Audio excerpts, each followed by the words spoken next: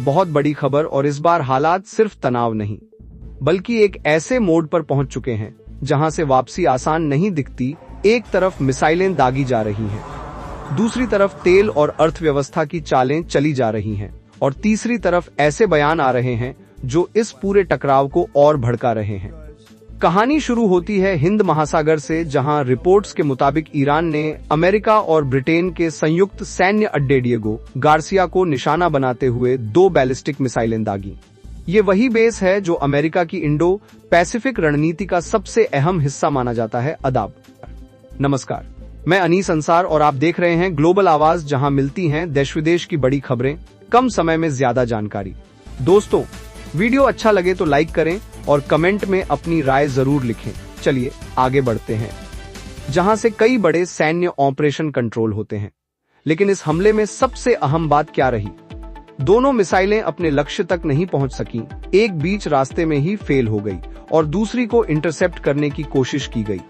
यानी हमला सफल नहीं हुआ, लेकिन इसका मतलब ये नहीं कि खतरा कम है। असल कहानी यहां से शुरू होती है, क्योंकि डिएगो गार्सिया ईरान से करीब 4000 किलोमीटर दूर है और अब तक ईरान की घोषित मिसाइल रेंज करीब 2000 किलोमीटर बताई जाती रही है।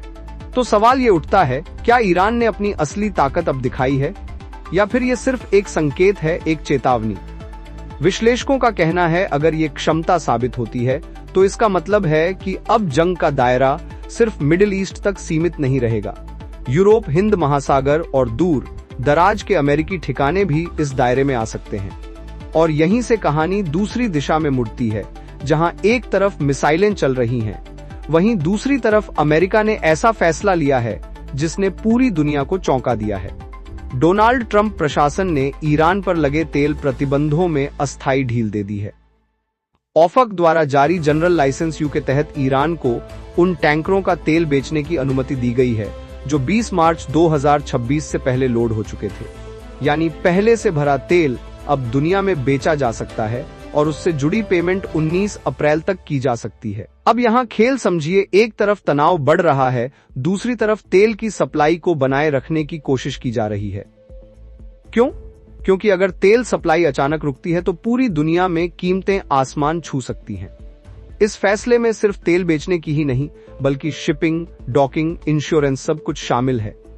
यानी पूरा सिस्टम चलने दिया जा रहा है, लेकिन सीमित समय के लिए।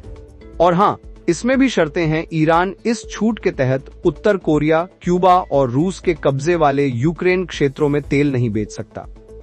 अब सवाल, क्या ये अमेरिका की नरमी है, या फिर ये एक बहुत बड़ी रणनीति जहां जंग भी चल रही है और बाजार भी संभाला जा रहा है? अब तीसरी परत, होर्मुज जलडमरू, मध्य दुनिया का सबसे संवेदनशील तेल मार्ग, जहां से हर दिन लाखों बैरल तेल गुजरता है। रिपोर्ट्स के मुताबिक एक टैंकर कंपनी ने सुरक्षित गुजरने के लिए ईरान को करीब $1,00,000 दिए। अगर ये सच है तो इसका मतलब है कि अब सिर्फ तेल ही नहीं, बल्कि रास्ता भी कंट्रोल किया जा रहा है। और अगर ये ट्रेंड बढ़ता है तो इसका असर सीधे आपकी जेब पर पड़ेगा, क्योंकि तेल महंगा होगा और सब कुछ महंगा होगा। अब चलते हैं ईरान के अंदर, जहां से एक बड़ा बयान आया है IRGC की कुद्स फोर्स के कमांडर इस्माइल कानी का। उन्होंने साफ कहा कि अगर बड़े नेता अब नहीं रहे तो भी रेजिस्टेंस कमजोर नहीं होगा।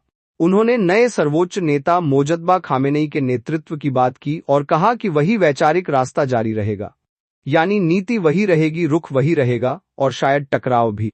अब जमीनी हालात देखिए। वेस्ट बैंक के हेब्रोन में मिसाइलें दिखती हैं। इसराइल कहता है हमले ईरान की तरफ से हैं और हमने उन्हें रोका।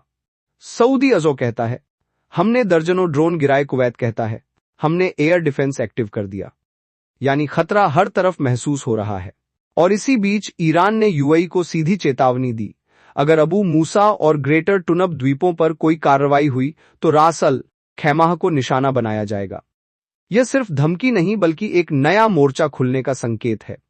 अब दूसरी तरफ इसराइल का दावा कि वह तेहरान में हमले कर रहा है। लेबनान के बेरूत में पहले ही एयर स्ट्राइक हो चुकी है। इलाकों को खाली कराने की चेतावनी दी गई थी। यानी एक साथ कई फ्रंट खुल चुके हैं। और अब इराक, जहां इस्लामिक रेसिस्टेंस ने 24 घंटे में 27 ऑपरेशन का दावा किया है। ड्रोन, मिसाइल और सीधे अमेरिकी ठिकानों के पास हमले, बगदाद एयरपोर्ट के पास हमले, आग लगने की खबरें, और इससे पहले भी अमेरिकी दूतावास निशाने पर रहा है। अब अगर पूरी तस्वीर को जोड़ें तो ये साफ है, ये सिर्फ एक जंग नहीं, ये कई ताकतों का टकराव है, जहां हर कोई खुद को सही बता रहा है, लेकिन हालात लगातार बिगड़ते जा रहे हैं। अब सवाल सिर्फ ये नहीं है कि कौन जीतेगा, सवाल ये है, ये जंग कहां तक जाएगी? क्या ये यहीं रुकेगी या दुनिया एक और बड़े युद्ध की तरफ बढ़ रही है? जवाब अभी किसी के पास नहीं, लेकिन संकेत बहुत खतरनाक हैं। अगर आपको हमारा काम अच्छा लगा हो, तो चैनल को सब्सक्राइब करें और बेल आइकन दबाना न भूलें, ताकि हर सच्ची खबर सबसे पहले आप तक पहुंचे। खुश रहिए, अपना ख्याल रखिए। जय हिंद।